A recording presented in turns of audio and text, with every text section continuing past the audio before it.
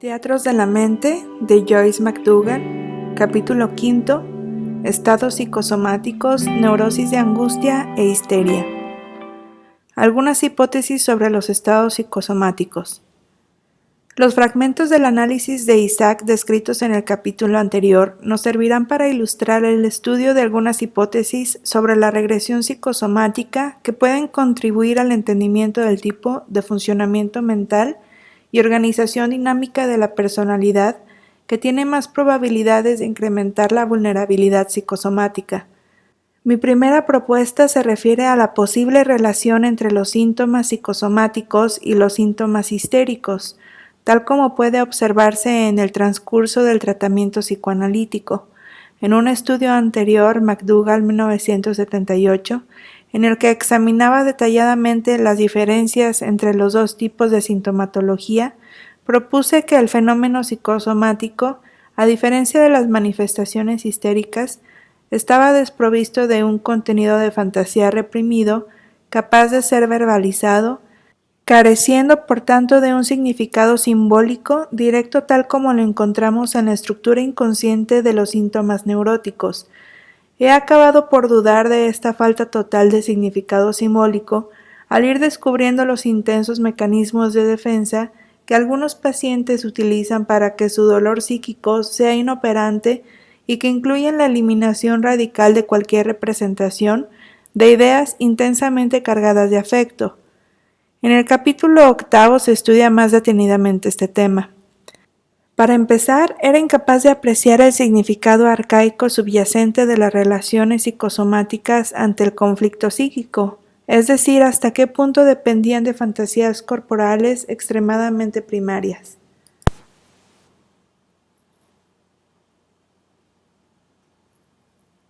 Comunicación y a interesarme por el papel económico de la somatización en la estructura psíquica. Quizás se podría abogar por la noción de simbolismo preverbal, separado de cualquier lazo verbal con el funcionamiento preconsciente, que pudiera dar lugar posteriormente a una forma carca de histeria. Esta es mi primera proposición. La estructura edípica.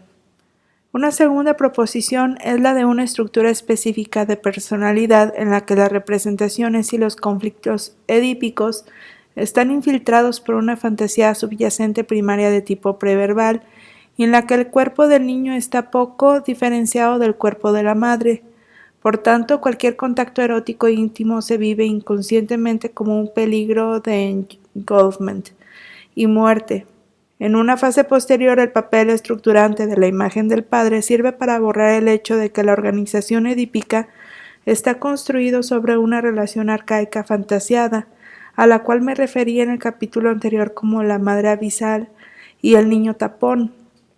El análisis de Isaac y el de Pablo, cuyo historial constituye la base del capítulo 8, ilustran este fenómeno. Ambos padecían úlceras gástricas y otras enfermedades psicosomáticas, y aunque en muchos aspectos su funcionamiento psíquico era muy distinto, sus historiales se parecían de un modo asombroso en aquellos elementos que contribuían a su organización edípica. A mi modo de ver, este tipo de estructura edípica predispone al sujeto a una futura regresión psicosomática, especialmente en aquellas situaciones de tensión externa o interna que no percibe y de una acción continuada. Sumadas a las fantasías inconscientes corporales, a menudo la economía psíquica se caracteriza por una forma de funcionamiento mental en que las representaciones perturbadoras y los afectos dolorosos corren el riesgo de ser expulsados y repudiados de la psique, más que reprimidos o contrainvestidos mediante la utilización de mecanismos de defensa neuróticos. La economía psíquica. Una tercera consideración es la de un modo específico de descargar la atención, en que la acción y reacción tienen prioridad sobre la elaboración mental. La actividad psíquica, que en otros casos llevaría a la construcción de pensamientos o a expresiones sublimadas o a la formación de síntomas psicóticos y neuróticos, en su lugar se cortocircuita y descarga mediante acciones inmediatas o repetitivas. Tales actos a los que me he referido como actos sintomáticos no son en modo alguno una solución para resolver los conflictos de la realidad pulsional o de la realidad externa agobiadora con la que el sujeto se enfrenta.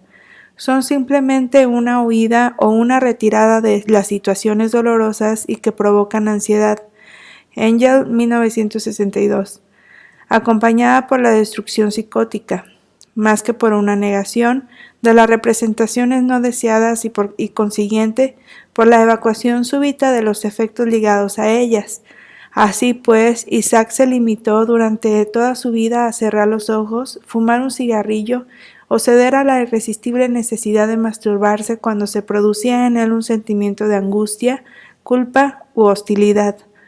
Por ejemplo, cuando veía parejas enamoradas, entierros o ropa interior expuesta en alguna tienda. Sin embargo, tenemos que admitir que los actos sintomáticos de este tipo forman de vez en cuando de la coraza psíquica de cada individuo. Beber para ahogar una pena pasajera, fumar o comer en exceso para sortear las frustraciones diarias de la vida, tomar una píldora para calmar la angustia o asegurar el sueño, robar compulsivamente objetos insignificantes o destruir accidentalmente objetos valiosos bajo el dominio de determinadas tensiones eróticas y agresivas.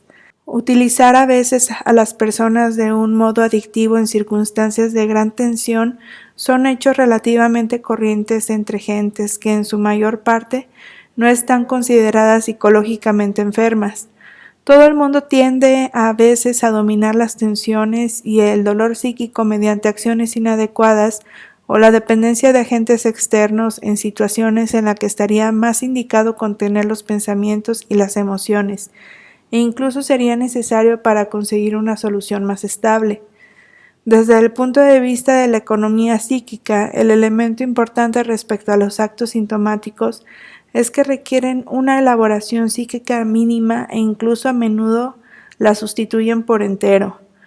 En algunos analizandos podemos observar que este tipo de funcionamiento mental es el método predominante para mantener la homeostasis psíquica. Siempre que la economía libidinal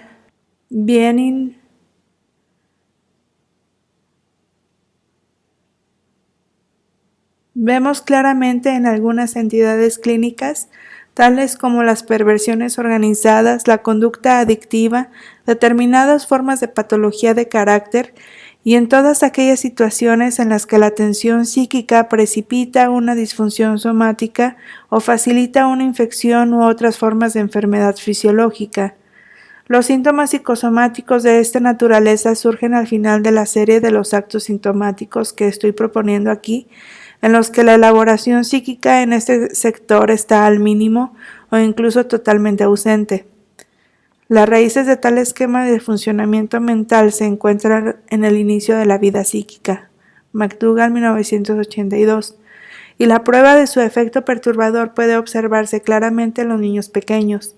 Dado que el bebé psicológicamente no puede elaborar situaciones de tensión, de dolor mental o de una estimulación excesiva, las manifestaciones patológicas son invariablemente de naturaleza psicosomática, como el insomnio infantil, el continuo regurgitar y volver a tragar el contenido estomacal conocido como mericismo, el vómito cíclico y las reacciones espasmódicas de diversa índole.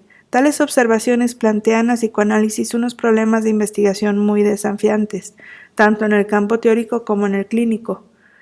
El acting out y los fenómenos psicosomáticos. En el trabajo psicoanalítico con adultos, este fenómeno de acción y reacción tiende a sustraerse al proceso analítico, obstaculizando su progreso. El concepto freudiano de acting out merece una reflexión en este contexto. Originalmente, este concepto se aplicaba a la situación psicoanalítica para describir etapas en las que los fenómenos movilizados por la relación de transferencia se dispersan mediante algún tipo de acción, normalmente fuera del encuadre analítico, en lugar de verbalizarse y elaborarse durante las sesiones. No obstante, a pesar de esta limitada connotación clínica, el acting out es en teoría un concepto económico en la medida que supone una inmediata transformación en acción de las emociones pulsionales, fantasías y deseos a fin de evitar determinadas representaciones o emociones dolorosas, demasiado excitantes o conflictivas. Todo esto también se incluye en la categoría de repudio psíquico o desestimación. El uso de la palabra out en la traducción inglesa de Aguirre como acting out sugiere una doble noción perteneciente a la economía psíquica. En primer lugar, algo que hubiera debido mantenerse dentro y ser manejado psicológicamente es puesto fuera de uno mismo o de la situación analítica. En segundo lugar, la atención está siendo drenada, de suerte que no quede ninguna huella de conflicto interno. Esta es una noción fundamental en los escritos de Freud, 1938. Así, los efectos depresivos o de ansiedad con los que el sujeto no es capaz de enfrentarse no adquieren representación mental. El mecanismo psicológico de repudio va unido a la tendencia económica al acting out y a la descarga de tensión.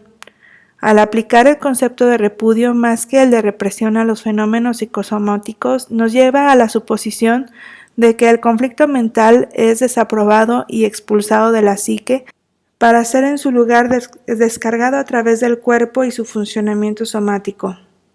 En los inicios de la vida psíquica, el cuerpo se vive como un objeto que pertenece al mundo externo. Esta forma de percepción sigue existiendo en la vida onírica y en determinados estados psicóticos y místicos, es decir, que el cuerpo mismo o determinadas zonas o funciones son tratados como entidades independientes y a veces pertenecientes a otro o bajo su dominio. Por ejemplo, en los estados psicóticos, en lo que el sujeto se inflige graves automutilaciones, este puede permanecer ajeno a cualquier sensación inmediata de dolor. Aquí lo más importante es la posibilidad de que en lo que pudiéramos llamar estados mentales psicosomáticos, algunas zonas y funciones corporales pueden ser consideradas inconscientemente de este modo. No se consideran propiedad del sujeto, sino pertenecientes a otro, a la madre de la primera infancia. Así pues, esto contrastaría profundamente con la estructura psíquica que sustenta la conversión histérica, en la que los procesos primarios de pensamiento dan a ciertas zonas y funciones corporales un significado simbólico de tipo pulsional. Tal como se puso de manifiesto en el capítulo 2, los síntomas psicóticos y neuróticos son ante todo un esfuerzo para lograr la autocuración mediante algún tipo de actividad psíquica que conduce a la creación del síntoma como un intento de solución al conflicto mental. Por otra parte, los síntomas psicosomáticos, aunque pueden adquirir un significado simbólico secundario e incluso proporcionar beneficios secundarios, un entorno que se preocupa por ellos, son ante todo el resultado de mecanismos de evitación que no están compensados por la creación de síntomas psicológicos. Naturalmente, estos mecanismos de evitación pueden también considerarse como intentos rudimentarios de curarse a sí mismo, expulsando del conocimiento psíquico cualquier forma de dolor mental. Los individuos que utilizan estos recursos de escape de un modo exagerado tienden a dar una apariencia de normalidad en la medida en que están libres de síntomas y a menudo, dado el ahogo de sus afectos, parecen capaces de enfrentarse con la adversidad en cualquier circunstancia. Es precisamente este último aspecto del fenómeno del acting out, sobre todo, cuando este fenómeno adquiere un cariz psicosomático, el que hace a estas manifestaciones tan desesperantes en la práctica psicoanalítica. El analista oye un habla asociativa que, aunque es eminentemente coherente, parece no conducir a ninguna parte. En esos momentos sentimos que falta algo, una dimensión a menudo de carácter afectivo, es como oír la letra de una canción sin la música. Esta forma de hablar difiere en gran parte de aquella en la que los pensamientos reprimidos, las fantasías y los sentimientos negados, aunque inconscientes para el analizando, tratan por todos los medios de proporcionar pistas de su existencia, no solo a través de los síntomas propiamente dichos, sino también a través de los sueños, asociaciones repentinas, actos fallidos y demás. Cuando la comunicación no es de este tipo, sino que se reduce a acciones y reacciones, como nos ocurre a todos de vez en cuando, sabemos entonces que el teatro interno no se está elaborando internamente, ni siquiera bajo la forma de una sintomatología neurótica o psicótica, sino que más bien se está externalizando en el escenario del mundo o está descargándose somáticamente. Factores externos que precipitan el fenómeno psicosomático. El cambio desde la elaboración mental a la descarga por medio de la acción podría producirse principalmente cuando estamos sometidos a repentinas heridas narcisistas o a inesperadas pérdidas de objetos. Con frecuencia tales hechos producen una conducta desusada o provocan manifestaciones psicosomáticas leves o graves. Utilizo aquí el término psicosomático en un sentido amplio, pero únicamente desde el punto de vista psicoanalítico, es decir, que me refiero al cuerpo y a su self somático, tal como se manifiestan en el transcurso de la experiencia analítica. Por tanto, no me estoy refiriendo solamente a las enfermedades psicosomáticas reconocidas, tales como úlceras gástricas, asma bronquial y colitis precisos, que se acompañan invariablemente de síntomas físicos, como cansancio, sudores, temblores y apatía. A este abanico de fenómenos psicosomáticos cabría añadir la propensión a los accidentes y la creciente susceptibilidad a las infecciones en épocas de tensión. El psicoanalista tiene múltiples oportunidades de observar dichos fenómenos y se halla en situación de formular hipótesis distintas de los psicosomaticistas, que aun viendo a muchos más pacientes no tienen tantas posibilidades de seguirles a través de la intensa experiencia de un psicoanálisis o durante el transcurso de una psicoterapia. Aunque todos tenemos un determinado umbral para la tensión psíquica, más allá del cual nuestras capacidades para afrontarla mentalmente pueden fracasar, mis observaciones clínicas me han llevado a sostener que la vulnerabilidad psicosomática aumenta notablemente a raíz de cualquier perturbación en nuestra economía narcisista. McDougall, 1978. Cuanto más frágil es nuestro equilibrio narcisista, más fácilmente tendemos a acabar con la tensión externa e interna mediante algún tipo de conducta acting out o un acto sintomático de somatización. En caso de somatización, el sujeto suele permanecer ajeno a sus conflictos mentales y a su dolor psíquico. De hecho, rara es la persona que piensa que sus enfermedades fisiológicas son también enfermedades psicológicas. Recordamos que durante 40 años Isaac vivió ajeno a cualquier tipo de problema psicológico. Aunque padeciera úlceras gástricas, asmas, trastornos cardíacos y tetanía, jamás sospechó que este conjunto de enfermedades tuviera una dimensión psicológica. Su estructura defensiva era tal que ni sabía del alcance de su fragilidad narcisista ni de su terror subyacente a todas aquellas situaciones de relación investidas divinidalmente. Las personas como Isaac, que forman legión, son capaces de sumergirse en sus relaciones profesionales o amorosas sin el menor conocimiento del estrés psíquico que continuo, es decir, actual, al que están sometidos día tras día. La falta de conocimiento que sigue cuando la mente evacúa rápidamente cualquier irrupción emocional precipita en su lugar una grave disfunción somática. A mi modo de ver, en tales situaciones, el cuerpo está defendiéndose a sí mismo como si estuviera amenazado por una enfermedad biológica y por tanto despliega unas técnicas de supervivencia en una situación equivocada. Esta noción está desarrollada más detenidamente en McDougall, 1978. Es quizás esta total ignorancia de los afectos excesivamente dolorosos o excitantes, con su consiguiente conflicto mental, lo que contribuye a la ahora ya clásica descripción de una estructura de personalidad supuestamente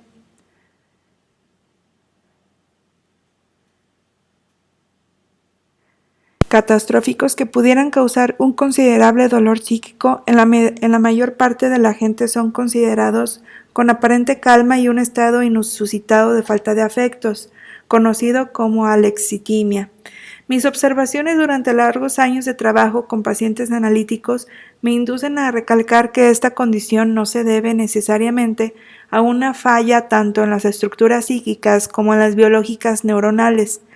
Los hechos traumáticos que tan frecuentemente preceden al brote de graves afecciones psicosomáticas, pérdida de seguridad, abandono por parte de los objetos amados, pérdida repentina de autoestima, podrían ser considerados por el contrario como causantes de un dolor y una perturbación demasiado profundos como para que el sujeto pueda soportarlos o que despierten una angustia de dimensiones psicóticas. Es decir, los modos de relación de tipo operatorio y la expulsión del afecto pueden ser unas defensas mentales extremadamente primarias. El miedo concomitante pero no reconocido de verse arrollado por afectos incontenibles y empujado a acciones insensatas, a romperse en pedazos o a perder el propio sentido de identidad y la capacidad de funcionamiento, emergen a menudo en el análisis. Las ideas no deseadas y los afectos dolorosos han sido a tal punto tan rápidamente eliminados que al sujeto no le queda ningún conocimiento ni siquiera de que hayan existido. En el capítulo 8 se describe un ejemplo de un caso de este tipo. Podría añadirse que cuando se reacciona ante cualquier tipo de tensión como ante una amenaza narcisista, en un nivel de narcisismo infantil en el que el cuerpo del niño apenas está diferenciado del cuerpo de la madre, entonces la respuesta somática a la tensión pulsional y al estrés del entorno constituye una acusación contra aquella parte del propio self corporal que es vivida como perteneciente a la madre o ser ella. En otras palabras, la enfermedad se convierte en otro vínculo inconsciente con la madre, cuyo cuerpo también es atacado. Basándose en largos años de experiencia como psiquiatra y psicoanalista adscrito a una unidad psicosomática, Lefebvre observó que la vulnerabilidad psicosomática aumenta notablemente en aquellos pacientes que se vieron expuestos durante su infancia a hechos traumáticos en la fase de separación-individuación descrita por Mahler. Propone que el paciente que somatiza parece revelar durante la somatización un modo de relación que, cuando es crónico, es característico de la llamada personalidad narcisista. La confrontación con semejantes diferencias entre uno mismo y el otro provocan un callejón sin salida relacional y económico que conduce al doblegamiento de los afectos y a una desorganización regresiva expresada somáticamente. Pienso que muchas personas se han creado una armadura psíquica que tienen como resultado el que en algunas circunstancias ni piensan ni sienten demasiado intensamente. Estas circunstancias pueden consistir en hechos catastróficos, como hemos sugerido anteriormente, pero pudieran ser también hechos cotidianos, tales como situaciones en el trabajo, en la vida sexual o simplemente el conocer gente que contienen un potencial traumático oculto. Por ejemplo, los hechos que provocaron una patología gástrica grave a Isaac fueron su fracaso en pensar un importante examen y el inicio de su vida sexual adulta. Isaac se daba cuenta de que se sentía derrotado y narcisistamente herido por el fracaso, pero permanecía ajeno a los elementos traumáticos soterrados que estaban siendo constantemente reactivados por sus experiencias sexuales, aunque conscientemente las veía como algo satisfactorio. Una reconsideración de las neurosis actuales. Isaac estaba destinado a verse aquejado por un nuevo trastorno psicológico, también de carácter psicosomático, una grave neurosis de angustia. Las neurosis actuales son aquellas en las que el afecto intenso es vivenciado conscientemente, aunque sea de un modo difuso y desligado de representaciones mentales claramente definidas, en contraste con la sintomatología neurótica. Los primeros textos freudianos, 1898, 1914, 1916 a 1917, que tratan de este concepto son en cierto modo los primeros escritos psicoanalíticos sobre fenómenos psicosomáticos. El término neurosis actual, ahora anticuado, incluía dos categorías, la urastenia y la neurosis de angustia, a las que Freud añadiría posteriormente la hipocondria. Los rasgos de la neurastenia incluían cansancio físico de origen nervioso, dolores de cabeza, trastornos digestivos, estreñimiento, actividad sexual disminuida, etc. La neurosis de angustia, tal como se manifestaba en Isaac, se caracterizaba por sudores, temblores, palpitaciones y dificultades respiratorias. Muchos de los analizandos siguen hoy día describiendo estos mismos síntomas tan vívidamente como en la época de Freud. En efecto, en los análisis de hoy, muchos más largos que los de antes, a menudo encontramos que, seguido de la desaparición de los síntomas neuróticos que trajeron al paciente de análisis, estas y otras corren el riesgo de convertirse en otro obstáculo con el que tropezará más de un análisis. Los síntomas han desaparecido y se han producido muchos cambios psíquicos internos, pero el analizando sigue encontrándose vacío, ansioso, desgraciado, insatisfecho, y qué decir del analista. McDougall, 1984. Por supuesto, Freud atribuía el origen de las neurosis actuales al bloqueo de los afectos libidinales debido a la falta de satisfacción sexual o a la masturbación. Tales explicaciones parecen hoy día inadecuadas y quizás esta dudosa etiología hizo mucho más desacreditar el concepto. Me gustaría ampliar las hipótesis causales de Freud en varias direcciones. Al igual que él, considero que los estados depresivos apáticos y las neurosis de angustia están realmente movilizadas y puestos en escena por tensiones actuales, es decir, diarias, pero atribuyo esta activación a una modalidad específica de funcionamiento mental, la descarga en actos que acaba de ser descrita. Este modo de funcionamiento está estrechamente vinculado con la naturaleza de las fantasías primarias que se esconden tras la necesidad apremiante de actuar más que de reflexionar y la necesidad de ahogar las emociones más que de contenerlas. Sin embargo, los orígenes de estos cuadros psíquicos se pueden rastrear en los más precoces intercambios físicos y emocionales entre la madre y el niño. En los estados graves psicosomáticos y de ansiedad encontramos una organización edípica primaria en la que la madre, sin repudiar al padre, se relaciona con su hijo como si éste fuera un complemento sexual o una prolongación narcisista de su propio self, estableciendo así una forma específica de relación con el self corporal de su hijo. Esta organización está frecuentemente unida a una imagen de la pareja edípica que ocupa un segundo lugar en la importante unidad madre-hijo. La situación parecería requerir también un padre de algún modo complaciente que, en concordancia con sus propios problemas inconscientes, permite que prosiga la relación incestuosa y mantiene una exclusión de este círculo mágico y gratificante. El niño corre entonces el riesgo de sentirse seducido, en peligro de ser invadido y presa de terrores arcaicos y anhelos divinidales. A veces estos niños pueden llegar al convencimiento de que no tienen una existencia real para sus madres. Dada su incapacidad para manejarse a tan temprana edad con una estimulación excesiva, su imagen de la escena primaria tiende también a condensarse y a ser sádica. Por consiguiente, sugiero que así como las manifestaciones psicosomáticas de la neurosis actuales suelen tener su origen en tensiones libidinales no reconocidas, como sugería Freud, estas se activan por bloqueos libidinales del momento solo cuando el bloqueo deriva de tensiones precoces. Si la teoría freudiana de los efectos patógenos de la frustración sexual y de la masturbación siguen gozando de crédito, es tan solo por el hecho de que los conflictos sexuales inconscientes y las insatisfacciones de los padres pueden crear elementos perturbadores en la estructura psicosexual del niño. El ser y el cuerpo del niño pueden convertirse, en este caso, en un objeto de investidura inadecuada y aterrador, y el conflicto puede transformarse en un conflicto en el que los deseos y temores primarios, deseo de función, temor a la desintegración y a la pérdida de identidad, se anteponen a las luchas y angustias fálico-edípicas. La salida no es, por supuesto, necesariamente psicosomática.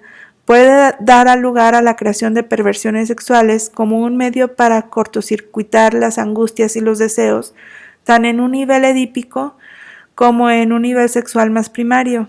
Estos temas se estudian más detalladamente en los capítulos 11 y 12. Además del conflicto libidinal, también hoy día resaltamos la importancia de las tensiones agresivas como un elemento que contribuye a la aparición de fenómenos psicosomáticos, en especial el papel del sadismo primario, el cual no ha logrado integrarse en la relación idealizada madre-hijo. Ver capítulo 8. Aun cuando el sadismo oral bien pudiera ser el efecto secundario de la proyección de envidia y voracidad del niño, también puede incluir la ambivalencia desconocida de la madre y la envidia de ésta hacia su hijo. A este respecto cabe señalar que Freud no dejó mucho espacio para que pudiera desarrollarse la idea de que las cosas podrían ir mal entre la madre y su hijo, convencido como estaban de que el periodo de la infancia constituía la base nostálgica para la creencia en el paraíso.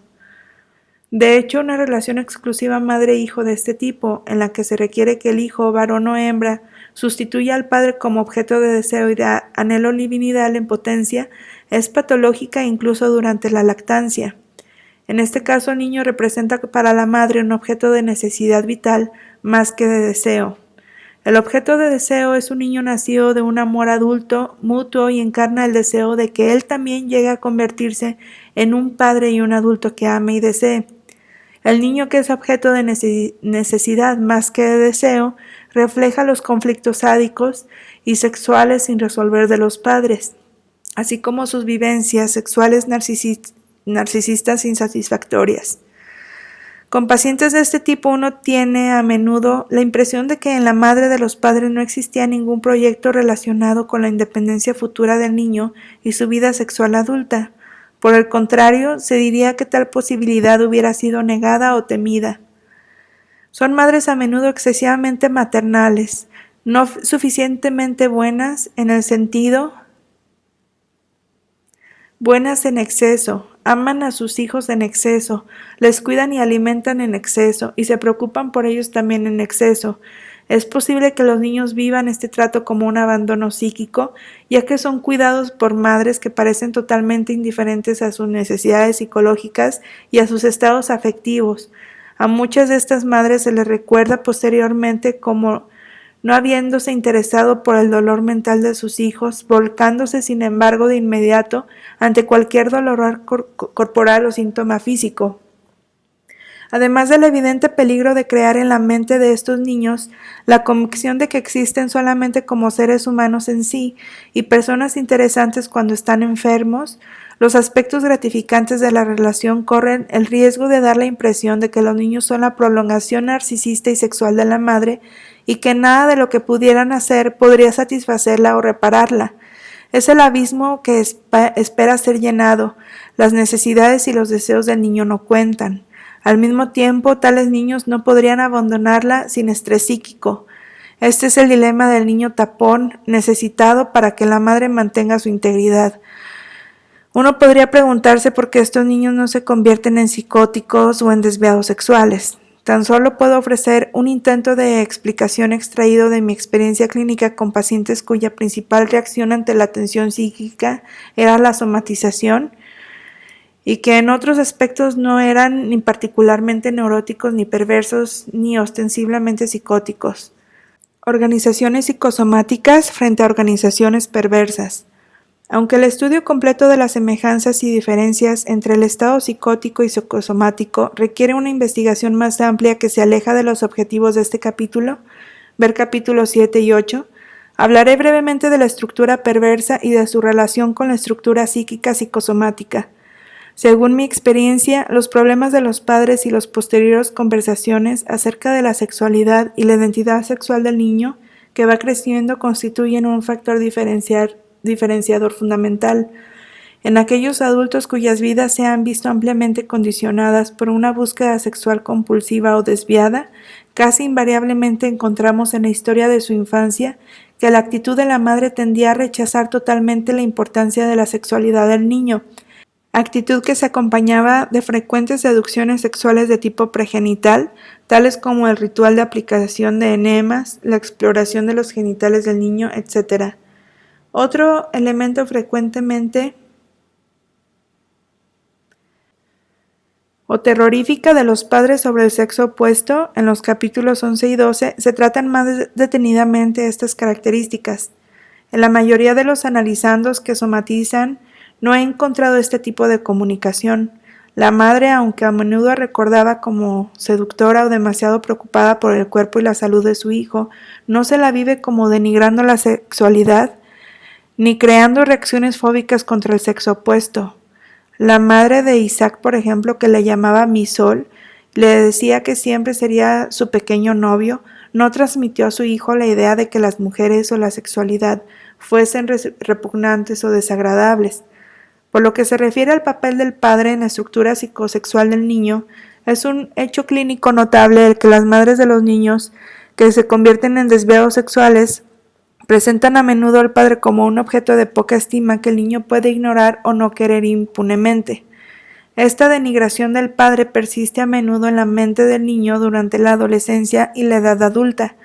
A este rechazo del papel del padre se añade una imagen distorsionada de la escena primaria y de la estructura edípica con una debilitación inevitable del papel simbólico del padre como detentador de la ley y del orden. Existe también una sospecha de la complicidad del padre en mantener una distancia respecto a su prole acerca de los asuntos sexuales y la identidad sexual en general. Por otra parte, en los pacientes con graves tendencias a la somatización he encontrado más a menudo que se conserva una imagen del padre mucho más activa durante el periodo de latencia y la adolescencia, pese a que aparentemente desempeñara un papel distante en la primera infancia. Se le recuerda también como que hablaban sobre la sexualidad de un modo normal, quizás incluso con un matiz en exceso enfática en el futuro papel sexual del joven adolescente. Por ejemplo, el padre de Isaac, aun cuando aparentemente desempeñara un papel mínimo en los inicios de su educación, insistía con especial énfasis en la importancia de un comportamiento viril y de las experiencias sexuales cuando su hijo se hallaba todavía en la pubertad. Pablo, cuyo análisis ilustra el capítulo 8, presentó un retrato paterno idéntico. El padre de Isaac también permitió que su hijo supiera de sus relaciones sexuales fuera del matrimonio, aunque tal discurso paterno puede desempeñar un papel normalizante en cuanto a la actividad sexual como tal y puede implicar que el niño tiene derecho a una futura vida sexual adulta.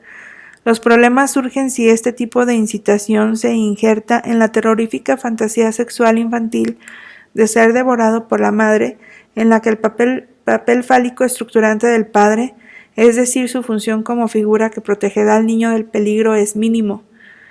Tras la fachada de una organización edipical normal, puede estar acechando una angustia arrolladora respecto al vacío sexual sin límites de la madre y la representación de un falo paterno, desligado, vengativo y persecutorio.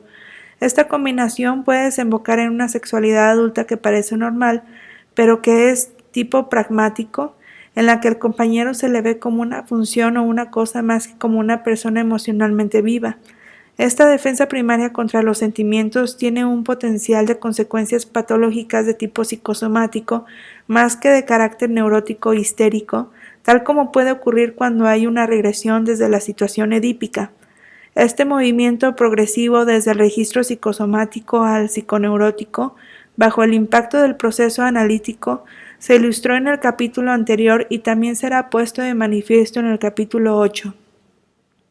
A este intento de contrastar una organización pseudoedípica en los pacientes que somatizan, con una estructura edípica desequilibrada en los desviados sexuales, añadiría que muchos analizandos con una sexualidad desviada también padecen síntomas psicosomáticos tales como alergias de todo tipo. No obstante, el caso contrario no es cierto. La mayoría de los pacientes psicosomáticos no presentan invenciones neosexuales organizadas. Por el contrario, su sexualidad aparentemente normal es pragmática y a menudo un tanto deslivinizada, mientras que las manifestaciones de las relaciones corporales divinidales primarias se expresan bajo la cobertura de síntomas psicosomáticos. Esto muestra una desaprobación implícita del triángulo edípico y en su lugar una fantasía somática oculta ligada al cuerpo de la madre, así como un adiós sádico ignorado que se vuelve contra el propio cuerpo del sujeto. La atención prestada del síntoma esconde a menudo la fantasía profundamente oculta de reparar a la madre, el niño tapón, mientras que la indiferencia hacia el síntoma o el sufrimiento causada por él se convierte en un arma secreta destinada a destruir los aspectos odiados o destructivos de la imago materna mediante la destrucción de una parte del cuerpo de uso mismo. Las agudas observaciones de Henry Cristal sobre el dilema básico de los individuos drogadependientes se puede aplicar igualmente a muchos de los pacientes que tienen una disfunción somática. Cristal, 1978, describe que el paciente alcohólico o drogadicto vivencia algunas partes y funciones corporales vitales de sí mismo como siendo partes de la representación de objeto y no como una representación propia. Sin tener conciencia de ello, se vive a sí mismo incapaz de llevar a cabo esas funciones, porque siente que esto le está prohibido y reservado a los objetos parentales. Cristal prosigue citando ejemplos de pacientes con patología psicosomática que han podido obtener ayuda mediante mecanismos de biofeedback, incrementando su control sobre algunas zonas del sistema nervioso autónomo.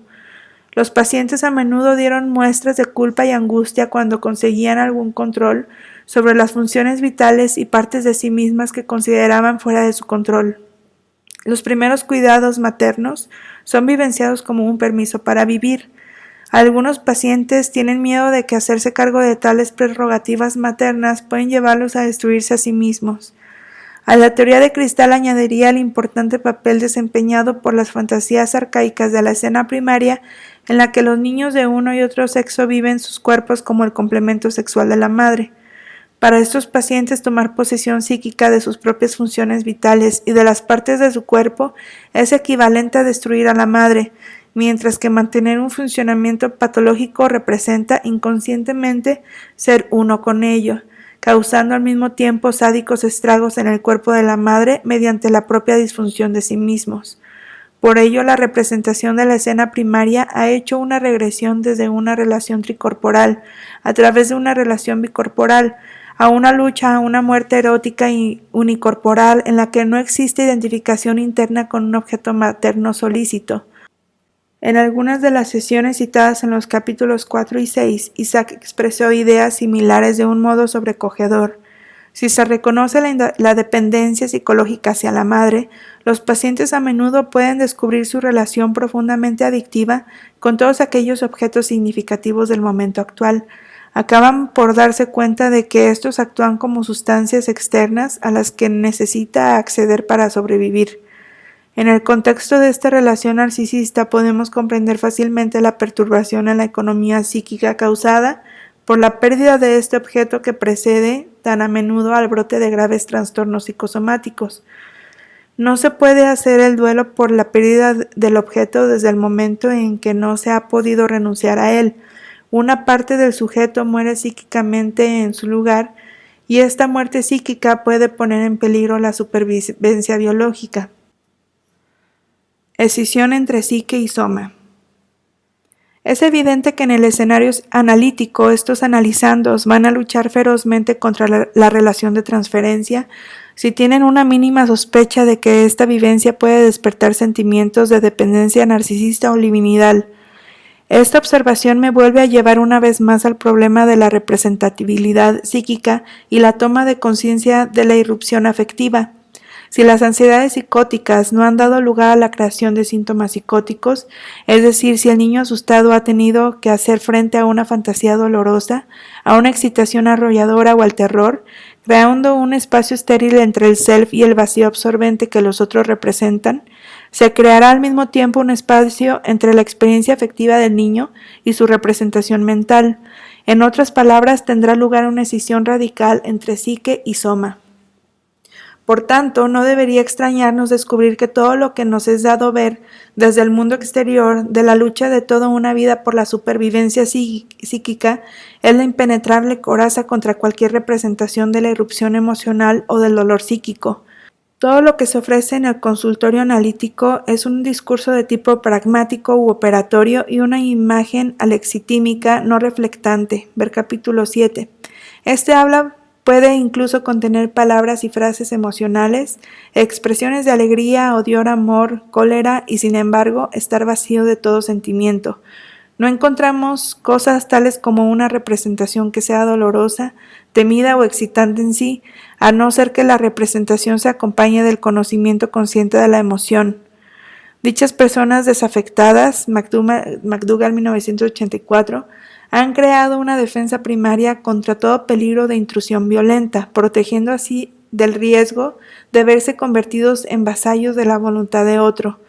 Con una estructura defensiva de tal envergadura, el individuo que vive entre estos muros fortificados ya no necesita cortar los lazos con los objetos importantes o romper el contacto con la realidad externa, pero el mantenimiento de tales vínculos contrainvestidos o de falso self se consigue a costa de una profunda ruptura con parte de la realidad interna del individuo y la consiguiente distorsión de lo que Freud en 1915 llamó funcionamiento preconsciente.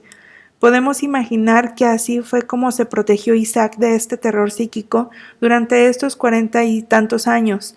No sabría decir si antes de la aparición de la enfermedad psicológica Isaac ofrecía al mundo un aspecto amable y sonriente que nada revelaba la agitación emocional que había en su interior, mientras que todo el tiempo estas tormentas no reconocidas estaban anegando y acechando abajo las barreras de su reino corporal. Él mismo sugirió que de eso se trataba. Él era el hombre más normal que jamás había conocido. Ningún problema psicológico proyectó jamás la más mínima sombra en su mente. De este modo no tuvo señal alguna de la tormenta que se estaba fraguando.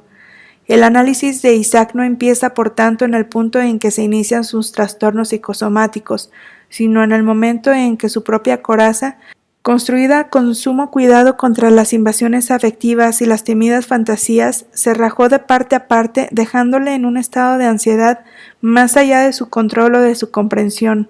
La tranquilidad operatoria y carente de afectos de su vida pasada se reveló brutalmente como una fortaleza contra una ansiedad de proporciones abismales.